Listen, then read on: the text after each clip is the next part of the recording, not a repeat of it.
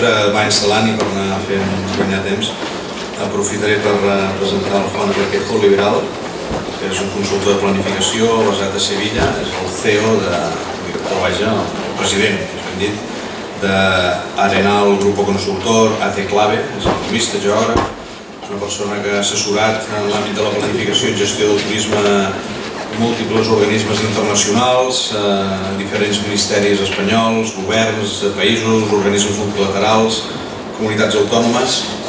Ha dirigit una quarantena de plans en diverses matèries relacionades amb el territori, la població, el turisme. Ha format part del comitè d'experts de l'Horizonte 2020, de l'Horitzó 2020 en turisme. Fa poc ha acabat el Pla Estratègic de Turisme de Navarra i actualment està assessorant el govern basc en l'ordenació de l'espai turístic. És una persona, per tant, que té un bagatge important des del punt de vista del coneixement, diríem, de l'articulació de l'activitat turística en els espais on es desenvolupa i que, diríem, treballa d'una manera intensa, diríem, des de l'omicro, des de la proximitat en allò que succeeix. Fa molts anys que ens coneixem, en català, això no passa res. Fa molts anys que vam estar vivint a Barcelona una temporada. Fa molts anys que ens coneixem. És un gran conversador, és una persona que té una mirada intel·ligent sobre les coses que passen. És una persona que segurament els 35 minuts que li hem deixat se li faran curts, amb la qual cosa, més enllà del que expliqui, que segur que serà interessant, com que hi ha tot el matí, després tindreu moments per fer també networking o per poder repartir amb ell, però sí que us diria que podeu aprofitar que és aquí, per tal, estarà encantat de la vida de poder compartir qualsevol cosa, qualsevol inquietud, diríem, que tingueu en relació a aquest aspecte. Muchas gracias, Juan, por estar aquí hoy y aquí te dejo el juego. Gracias. Bon dia a tothom, moltes gràcies Salvador, moltes gràcies Eurecat. Com ja ha dit el Salvador, entenc el català, però parlo molt millor el castellà, así que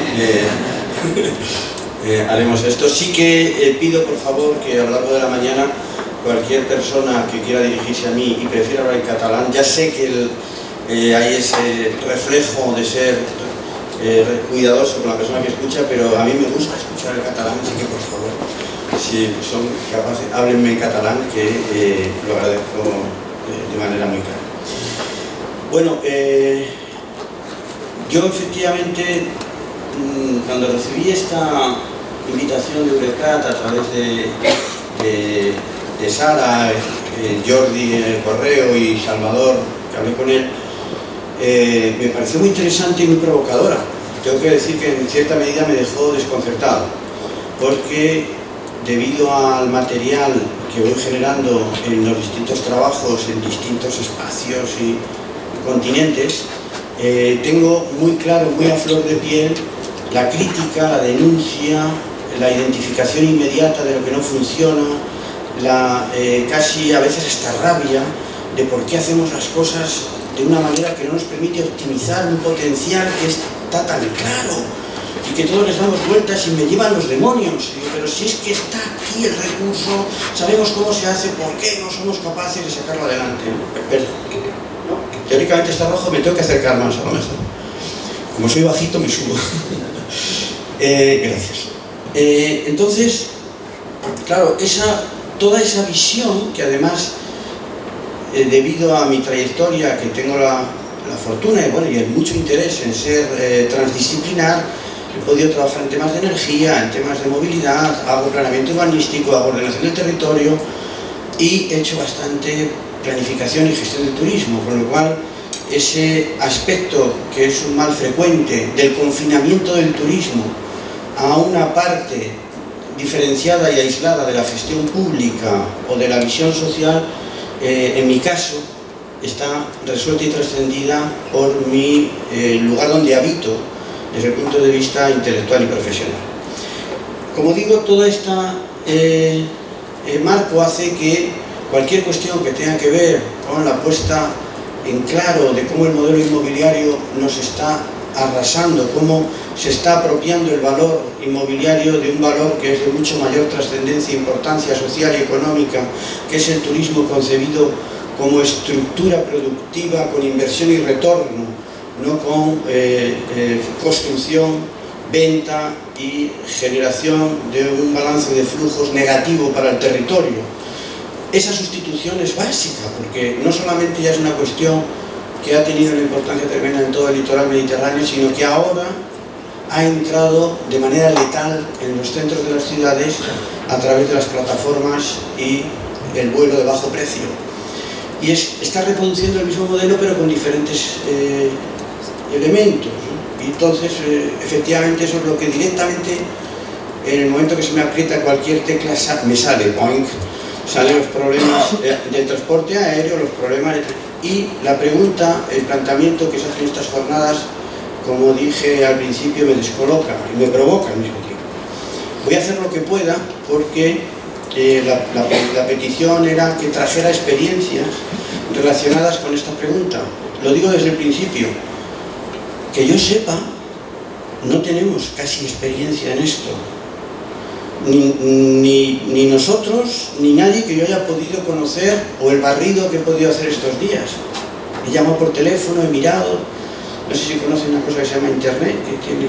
Bueno, pues en Internet vienen muchas cosas, no sale nada de esto, y que yo haya visto, ¿no? Entonces, ¿por qué? Tiene un sentido, pero no puedo ofrecer lo que podríamos llamar benchmarking, porque no lo tengo. Lo que sí que, en las experiencias que vamos teniendo, lo que yo me he dado cuenta a partir de esta pregunta es que estamos a punto de romper aguas, pero nada más. No ha nacido la criatura. Pues probablemente ustedes que le han planteado la pregunta en primer lugar, de los primeros, pues probablemente puedan tener ese mérito de abrir una vía innovadora, ¿no? Y es una vía que yo creo que tiene una extremada importancia, porque lo hablaba hace un momento, hay unos minutos, con Enrique Aguilar, el secretario de la facultad, que se dedica a cambio climático, y yo le decía que estoy espeluznado por todos los estudios que voy viendo, uno muy reciente aquí en Barcelona, sobre las emisiones del turismo. Dice ese estudio que en las emisiones del turismo de Barcelona el 90-95% es transporte aéreo. Y si hay todo un cambio que está por hacer de incorporar al transporte aéreo a los acuerdos de Kioto y a los acuerdos de París, y se producen cambios sustanciales en las facilidades que hoy tenemos para hacer transporte aéreo, todo el turismo que conocemos va a cambiar. Todos nuestros pensamientos, todas nuestras estrategias, toda nuestra voluntad de ser competitivos con mercados de alcance, desestacionalizados, con mayor gasto medio diario, con patrones de comportamiento que se adaptan mejor a nuestras ambiciones y aspiraciones, tenemos que saber qué hacemos con ello. Recientemente, trabajando con Navarra, después de una serie de análisis, entendimos que el turismo rural que estábamos practicando en Navarra estaba agotándose, estaba obsoleto, y que además, buena parte, lo mencionaré muy rápido, de ese turismo rural, ahora mismo, gracias a las nuevas tecnologías, se está haciendo desde Pamplona. Porque es curioso cómo el gobierno de Navarra, que tiene recursos que todos, no sé si admiramos o envidiamos, pero los tienen, oigan, los demás también querríamos, pues tiene para hacer y tiene desarrollos interesantes. Por ejemplo, una empresa pública que hace trabajos muy interesantes en aplicación de nuevas tecnologías a distintos sectores de su estructura productiva. En una reunión me comenta un tecnólogo: Juan, hemos resuelto un problema que os va a venir muy bien a los de turismo. Cuéntame. Tienen todo resuelto para hacer banda ancha en Pirineos, con domótica suficiente para hacer alquileres de casas rurales desde Pamplona. Digo, enhorabuena. Muy bien. Gran avance de la humanidad. ¿Para qué vamos a tener que tener gente en los Pirineos? ¿Qué necesidad hay cuando yo puedo gestionar la casa rural desde Pamplona con el móvil y los códigos y tal, y la domótica, y entro y salgo, y además le veo lo que está haciendo? Es absurdo, no tengo que moverme de Pamplona. Y de esto hay mucho, porque estamos desprovistos de conceptualización en alguna medida. Y porque uno de los grandes problemas, entiendo, en distintos ámbitos del turismo, es que todos sabemos que este sector económico no puede elegir entre si quiere la administración pública intervenir o no.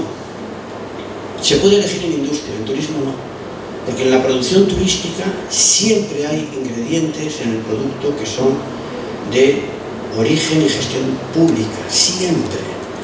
Mientras que en la industria o en la producción primaria o en la construcción se puede elegir si puede haber intervención directa, pública o no, en turismo no se puede elegir.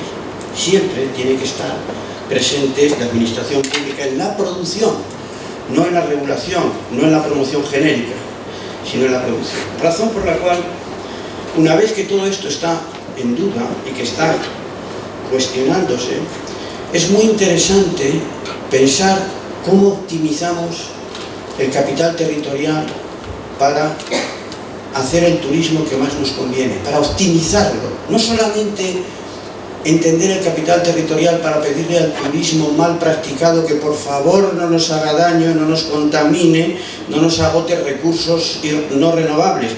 Por supuesto, se lo pedimos a todos los sectores. Pero es que hay un elemento fundamental en el capital territorial, son 5 componentes según nosotros los manejamos: natural, construido, humano, social y de imagen. El turismo, como todas otras actividades, tiene componentes de los 5. Hay una parte que no está entrando en juego, que es el social, capital social. La capacidad colectiva, yo aplico ahí criterios de Putnam y de Fukuyama, y es la capacidad colectiva de dar respuesta a las aspiraciones de una comunidad suficientemente bien expresadas.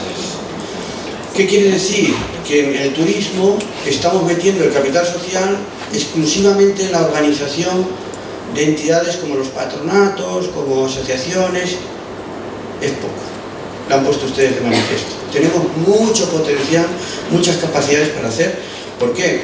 Porque a medida que vamos conociendo mejor el turismo, que va evolucionando, sabemos que un factor que quedó ahí como elemento residual, que es la interculturalidad, está cobrando una importancia creciente a medida que el planeta es más líquido, más fluido, a medida que hay más capacidad de interrelación y que el viaje a un lugar donde no resides no solamente es la búsqueda de una experiencia conmocionante por exótica, sino que busca y se provee de experiencias, y muchas de ellas son relacionales, humano-relacionales. Y ahí las cosas suceden, pero no estamos. Es verdad que no estamos. Bien.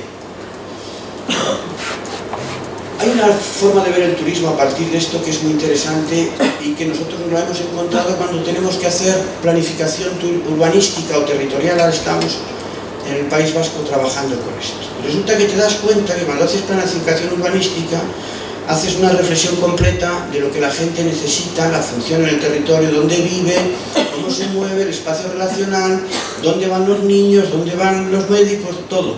Y los turistas. Nunca pensamos en eso, porque hay espacios turísticos, pero en realidad el turismo es una actividad de impregnación, de emulación. Lo que hay que pensarla es que el turista, excepto algunas circunstancias muy particulares que hablaré de ellas, por ejemplo una estación de esquí, decía Salvador, tiene que haber siempre población local. Yo pensaba, entonces no siempre, como siempre hay casos excepcionales. Una estación de esquí puede no tener población local. Determinadas formas de turismo de resorts cerrados no tienen población local, son implantes, imposturas. Genero una especie de simulación generalizada de la vida y de la ciudad, pero no lo es. Bueno, excepto algunos casos de esos, en general lo que hace el turista, lo que hago yo cuando viajo, es hacer una especie de mimetismo, imitación de la vida de los locales. Tengo sitios reservados, como puede ser un hotel, o desde luego, si no estoy en un piso, estoy en restaurantes siempre. Pero el resto, estoy intentando acercarme, y de hecho mucha gente cuando viene de viaje te cuenta como gran momento del viaje, ese momento en el que un camarero en Estambul te dirigió la palabra y habló contigo 2 minutos. Y para ti eso fue conmovedor, Por fin rompí la membrana que me separaba de la sociedad turca. Estaba constantemente observándola desde fuera y no conseguía entrar, penetrar. Y ese pequeño momento con un camarero, una camarera, una persona que me miró con esos ojos y me habló y nos entendimos, es como mágico. Y es mágico porque tú entras como viajero en toda su estructura vital, en su cotidianidad, en su vivencialidad, pero no acaba de estar resuelto más que funcionalmente. Esas son cosas que nos estamos planteando, lo veré muy rápidamente en algunos de los sitios, como Baquio, como nos lo planteamos en Conil, en Cádiz, y que tienen formas distintas según los lugares, ¿no? Y por eso creo, y parto de aquí, dirán ustedes, se ha equivocado Juan, ha empezado por las conclusiones. No, que yo aprendo. Y como ya me ha pasado algunas veces que no llego a las conclusiones porque me ha cortado el plazo, digo, esto no me vuelve a pasar. Empiezo por las conclusiones y a ver luego lo que me da de tiempo. Ya avisó el Salvador, que cuidado con este, que no hay quien lo eche. No, pero soy muy respetuoso con el tiempo, Sara. Cuando queden 5 minutos, un leve gesto y me voy hacia la puerta de salida. Hay un tema que para mí es importante y es que ya lo he dicho, que el factor potencial de la interculturalidad, del turismo y el valor actual de lo experiencial generan un escenario extremadamente estimulante para desarrollar fórmulas de nueva convivencia entre turistas y residentes. Eso va a requerir, lo vamos a ver, condiciones. No es fácil. Si hay una desproporción evidente entre el número de foráneos, de turistas y de residentes, no es viable. Si las condiciones en las que se da esa entrada no están bien planteadas, no es viable. Si mi hija mayor, que vive en Barcelona, cada 2 años tiene que irse más lejos del centro porque Airbnb la va expulsando de las zonas porque no puede pagar el alquiler, y resulta que miles y miles de personas visitan las ciudades por poco precio, repercutiendo su placer sobre el endurecimiento de las condiciones de vida de la población más vulnerable, es que hay algo que no hemos hecho bien. Y no es estar en contra del turismo, es por intentar entenderlo. De la misma manera que no sería aceptable que hiciéramos mesas con las patas hacia arriba, que es muy incómodo desayunar en una mesa por cara. No se puede hacer mal el turismo, hay que hacerlo bien. Y hacerlo bien quiere decir entender cómo se integra como organismo vivo en los lugares donde se implanta. Hablaremos en ese sentido de Santiago de Compostela, que tenemos ese problema en condiciones críticas. Bien, antes que nada voy a hacer un recuerdo porque estamos viviendo unos momentos en los cuales el turismo está de capa caída en términos de reputación, con fundamento muchas veces, pero como pasa en todas estas cosas, la comunicación pública es simplista y maniquea. ¿Es bueno o es malo? Punto. Ahora hacemos turismofobia y ahora de repente el turismo, ni antes era la salvación del planeta, ni ahora es la encarnación diabólica de todo aquello que aborrecemos. No es tanto. Entonces recordemos que el turismo tiene una función social planetaria extraordinaria, que es que en un mundo de sociedad abierta, el turismo es la actividad que más redistribuye la riqueza. No he estado en ningún lugar del mundo donde el vector de desarrollo de ese lugar no incluya el turismo. Londres, que es la City, tiene el turismo como uno de sus ingredientes en su matriz de desarrollo. En el Sáhara, el turismo es una de las aspiraciones para mejorar las vidas de las gentes. El mes pasado estuve trabajando en la frontera entre Costa Rica y Panamá, y los pueblos originarios, cuando plantean que no quieren vivir como vivimos los occidentales, pero sí mejorar su vida, estamos hablando de una forma de turismo. Nunca hablo en ningún sitio de desarrollo territorial, urbano o rural, o digamos desértico, que no esté el turismo presente, porque es un gran redistribuidor de la renta entre todos los territorios y la riqueza. Además, el turismo es probablemente de los, no sabría decir si el más, pero de los fenómenos que más contribuye a la interculturalidad, a la relación no previsible entre concepciones del mundo distintas que entran en contacto y se influyen mutuamente. Y por último hay que insistir que estamos cambiando el mundo.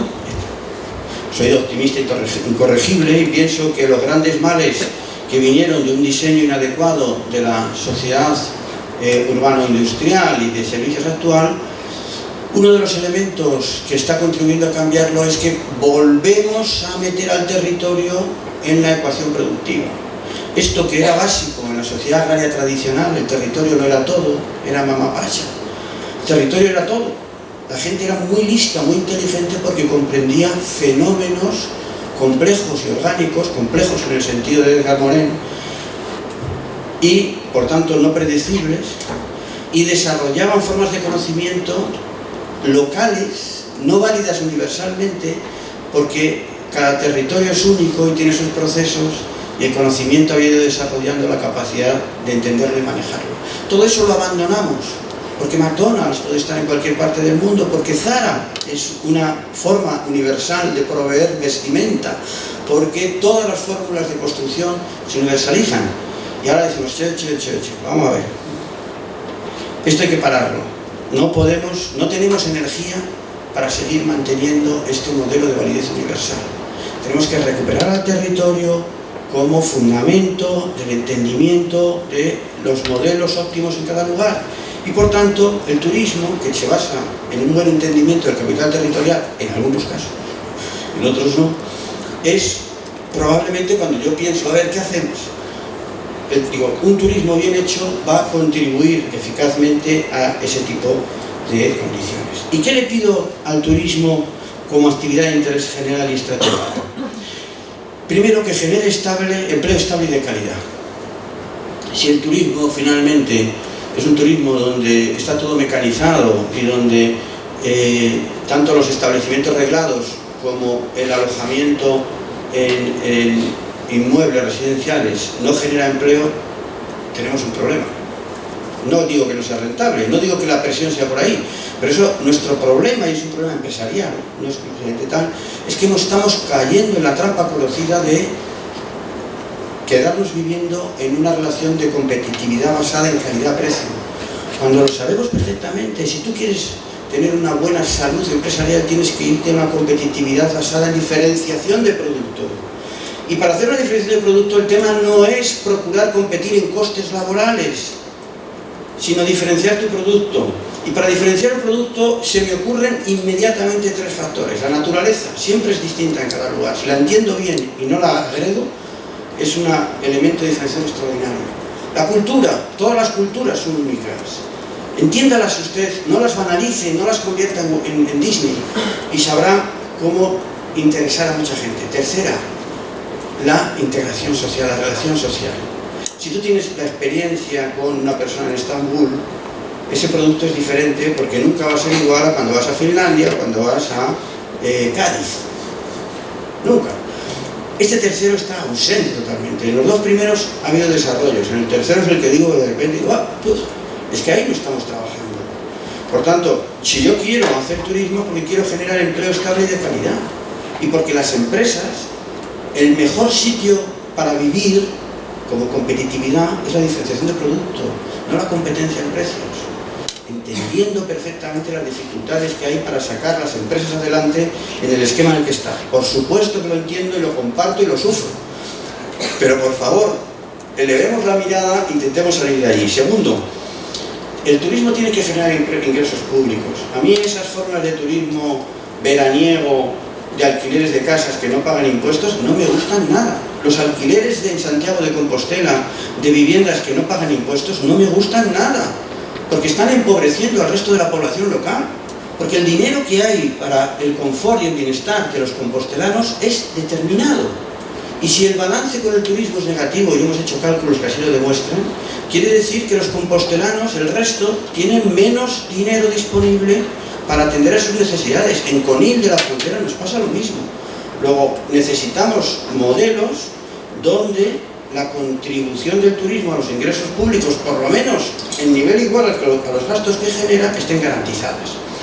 Y en tercer lugar, como he dicho antes, que refuerce el capital territorial. No que lo deteriore, no que lo consuma, sino que lo refuerce. Y hay muchas formas de turismo que así lo están consiguiendo. Hay muchos yacimientos arqueológicos que se han salvado por el turismo. Hay algunas formaciones naturales que se han salvado por el turismo. Y por eso creo que antes de decir nada tenemos que fijar, por lo menos yo quiero fijar 3 factores de competitividad. Primero, lo pone mal, por la prisa, no es competitividad en calidad-precio, sino en diferenciación de producto, ¿no? Segundo, o estos serían, digamos, los elementos que han explicado las existencias de turismo no deseables. El segundo, necesitamos que el turismo se inserte de manera mucho más decidida en las dinámicas innovadoras. La mayor parte del turismo es polvoriento y no está incorporando elementos fundamentales que otros sectores productivos sí. No tenemos Big Data en suficiente nivel de disponibilidad, no hay blockchain. Yo estoy haciendo blockchain con producto agroalimentario, que son los más atrasados de la clase.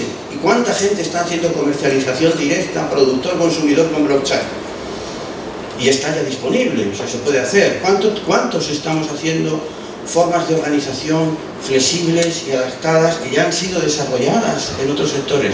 Turismo no está destacando por ser un sector que esté incorporando niveles de innovación. Por esto, este centro me parece magnífico. De hecho, sentí muchísimo cuando el gobierno vasco, Tecnalia, cerró Cicturbune, porque hay pocos sitios. Por tanto, este centro ahora mismo Eurecat tiene más valor porque a medida que va quedando menos sitios donde se practica y se trabaja con esto, tiene más valor.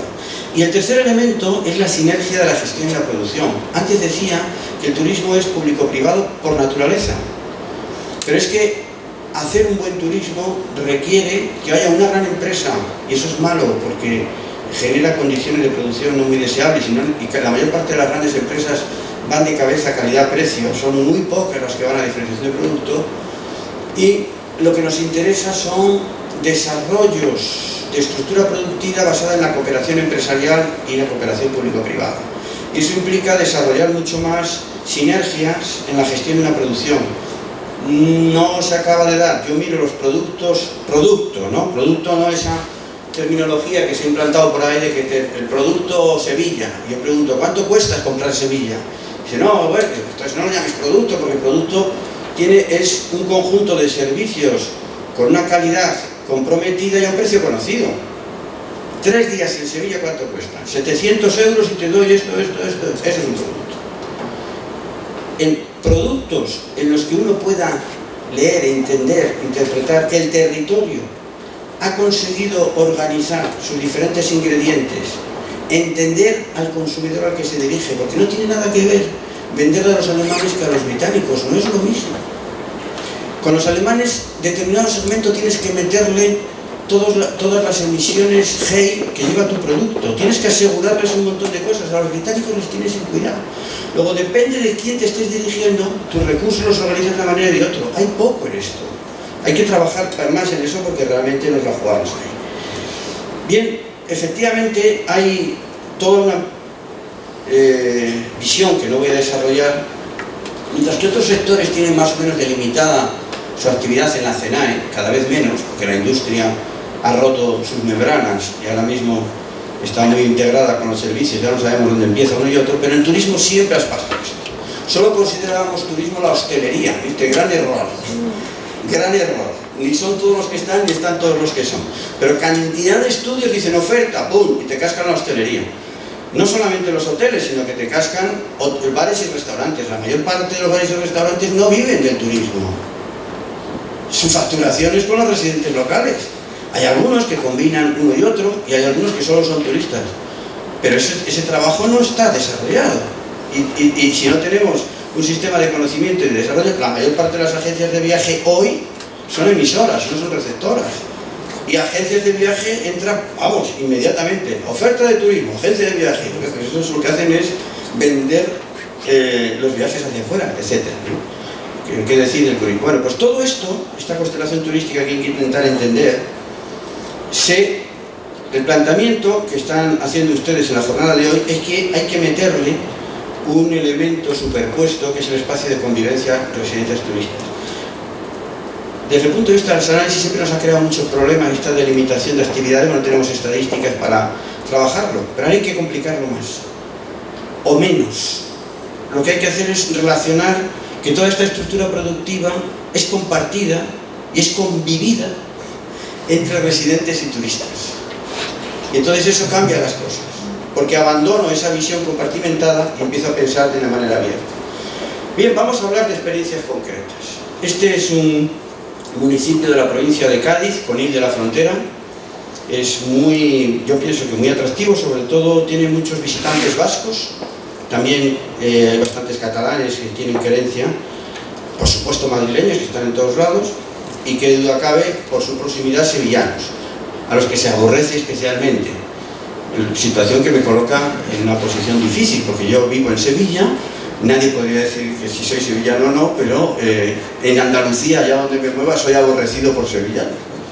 Es una buena manera de empezar, porque eso te estimula a hacer una demostración de que algo puedes tener de interés.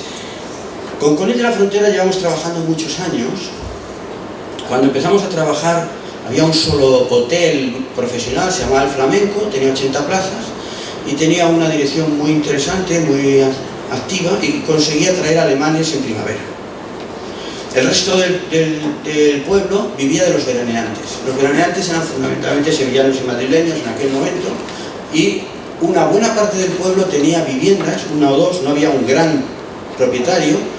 Entonces, no todo el pueblo, estamos hablando de 20.000 habitantes, sino 800 familias, que es mucho, tenían 1, 2, 3 pisos que alquilaban en verano y que por supuesto se olvidaban de pagar sus impuestos.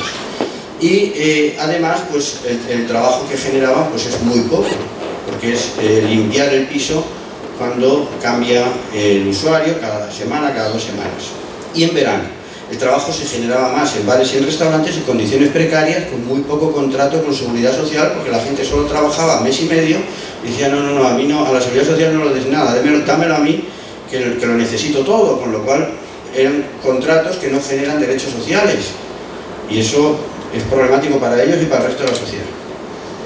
Este era el modelo que había. Analizamos toda una serie de cosas y llegamos a la conclusión, en una visión estratégica, de que había que cambiar el modelo. En aquel momento se estaba revisando el planeamiento urbanístico y se estaba desarrollando esto que ven ahí en rojo, que se llama Roche, es una urbanización, por lo tanto es un espacio confinado de nueva planta que vive totalmente al margen.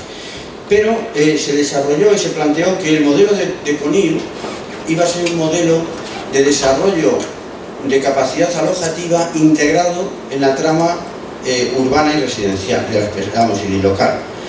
Lo cual generaba urbanísticamente muchos problemas, pero que fueron afrontados y se dio prioridad a las parcelas que dan a la zona de... no sé si se tiene para señalar.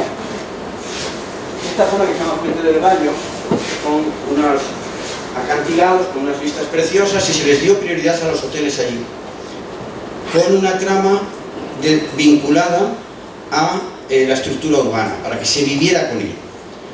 Muy cerca está Chiclana, donde el planteamiento urbanístico fue radicalmente distinto. Son hoteles confinados, aislados, totalmente al margen de la realidad social de Chiclana. Este fue el modelo Conil, vecinos.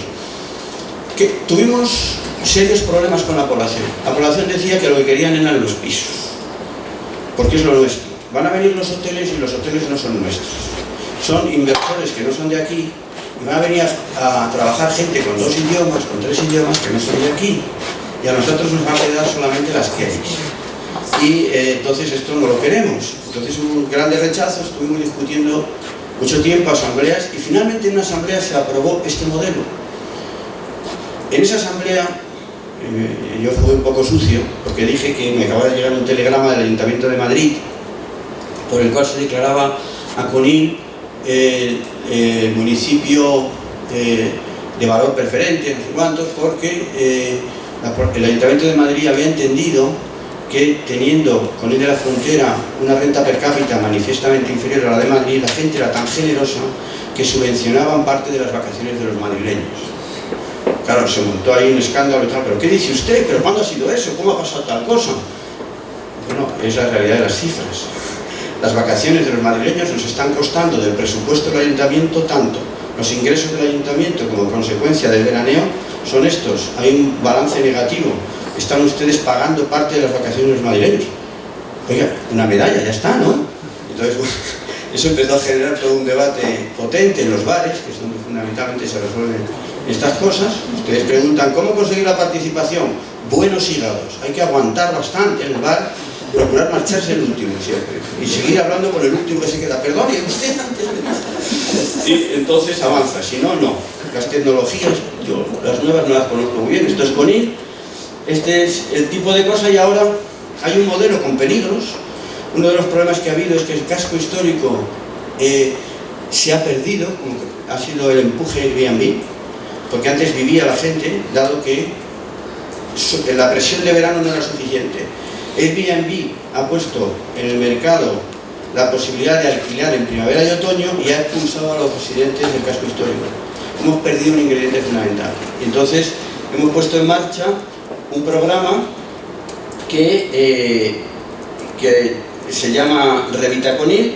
Estos son las localizaciones de viviendas alquiladas en el último momento de Airbnb.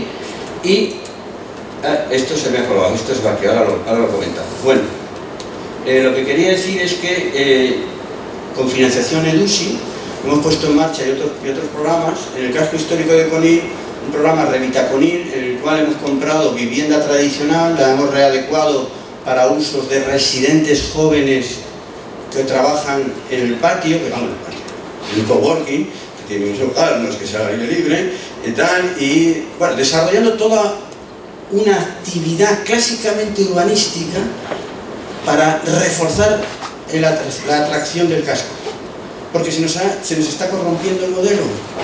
El modelo era ese, y se nos está corrompiendo como consecuencia de la fuerza del mercado inmobiliario. Entonces necesitamos trabajar correctivamente en ese plan. Esto es Baquio, cerca de Bilbao. ¿Ven ustedes esos bloques? Bueno, pues entienden rápidamente la dinámica que hubo aquí. Aquí había un medio rural, el arroyo Estepona, y se desarrolló todos esos bloques para veraneo. Son veraneantes de Bilbao. Y entonces, cuando hacemos el planeamiento urbanístico, se ven los problemas de tener una ciudad vacía todo el año. Solo vienen en Bilbao, en verano, ¿no? Porque además la climatología no ayuda. Entonces hubo que repensar todo este espacio para ver qué hacíamos para dotarle de vitalidad. Este espacio además tiene un enorme atractivo, como se pueden imaginar, gracias a, no sé si conocen este islote, no se ve muy bien, es San Juan de Gaztelugatxe, que fue escenario de Juego de Tronos y no sé si le tocó la lotería o lo hundió, porque ahora tenemos colapsado Baquio de coches que no consumen, que alteran toda la vida cotidiana y nos generan unos problemas tremendos. Uno de los grandes problemas de todo esto, bueno, esto es lo que les decía desde Revita CONIL, uno de los grandes problemas es precisamente el excursionismo. Hablemos de Santiago de Compostela. Estamos haciendo el plan de gestión para la UNESCO de la ciudad histórica, patrimonio de la ciudad de Santiago de Compostela. Nuestro encargo es patrimonial y urbanístico, pero ¿qué es lo que tenemos constantemente encima de la cabeza? El turismo, el modelo turístico. No ha habido problema en conservar las piedras y la madera de Santiago. Hay una muy buena práctica en Santiago que es referente mundial de la forma de proteger y de rehabilitar los edificios, pero se están muriendo la ciudad se muere, porque cada vez vive menos gente y se están marchando los que quedan a velocidades supersónicas. ¿Debido a qué? Debido a que los antiguos residentes están muriendo y los residentes más jóvenes están siendo expulsados por las nuevas formas de alquiler de viviendas. Lo cual quiere decir que cuando tú vas a ver a Santiago, estás viendo una ciudad muerta, estás viendo la ciudad de Palmira, un resto arqueológico de lo que fue, pero una ciudad es un sistema vivo que debe de permitirte convivir con la gente. Y ya solo convives con turistas. Los comercios que hay en planta baja en Santiago son turísticos, son los mismos que hay en Praga. Y por tanto ha desaparecido el comercio comercial, tradicional, histórico de Santiago, que formaba parte de la experiencia de Santiago. Solo te queda como elemento difícil de eliminar los peregrinos, que casi hasta a mí me preocupa porque los peregrinos da como una coartada para decir, bueno, ni tan mal. ¿Cómo que ni tan mal? Se han perdido los compostelanos. Y entonces estamos con todo un programa muy complicado para intentar revitalizar Santiago en términos de distintos elementos. No estamos hablando de cifras muy distintas. Santiago son 100.000 habitantes, pero en el centro son 9.000, cuando hace no muchos años se acercaba a 20.000 los residentes en el casco histórico de Santiago, delimitado como ciudad histórica Patrimonio de la Humanidad. Pero es que dentro de 3 años podemos estar en 5.000 tranquilamente, por la dinámica que estamos viendo. Y nos puede quedar ahí una población residual, y muy enfadada además, pues son poblaciones que se enfadan mucho con razón, ¿no? Porque ya viven en un lugar en el cual que no les pertenece y no se pueden relacionar ni con peregrinos ni con turistas. Este es el mercado de Santiago, ustedes lo conocerán. Es casi emblemático ir a un mercado, vivir con la gente de Santiago. Hay puestos donde solo hay turistas ya. O qué decir de la Boquería. Yo viví años muy cerca de allí, cuando el centro era distinto, ¿no?, de Barcelona. Y la Boquería era un mercado extraordinariamente interesante y valioso para que te proveyera, como Santa Catalina, de lo que necesitabas en tu... Ahora no, ahora la Boquería es un espanto, porque es una especie de montaje tomado totalmente por gente que no sabe lo que está comprando ni haciendo y que tiene criterios de comportamiento que alteran todo. Yo no quiero saber nada de esto, ¿no? Pues ese mercado va camino de lo mismo, ¿no? Santiago de Compostela, una de las cosas que hemos visto es que es una ciudad verde. De hecho, nuestro gran emblema es, durante tiempo, el objeto de la protección fue la piedra y la madera. Ahora hemos metido el agua, el verde y la población local. Es decir, no hay ciudad histórica, patrimonio de la humanidad, sin que tenga piedra, madera en los espacios íntimos, los espacios domésticos, agua y verde en los espacios compartidos, públicos, y población local dándole sentido y diferencia a una ciudad viva. Ese es el gran objeto de la intervención de recuperación de Santiago. Y bueno, pues hablamos de estos temas, la importancia de los espacios públicos y relacionales. Y ya termino, porque ya hemos llegado al tiempo. Se quedan ustedes con las ganas de saber cómo es el turismo rural del Pirineo Navarro, pero seguro que tenemos ocasión de poderlo hablar. Muchísimas gracias y gracias por su paciencia.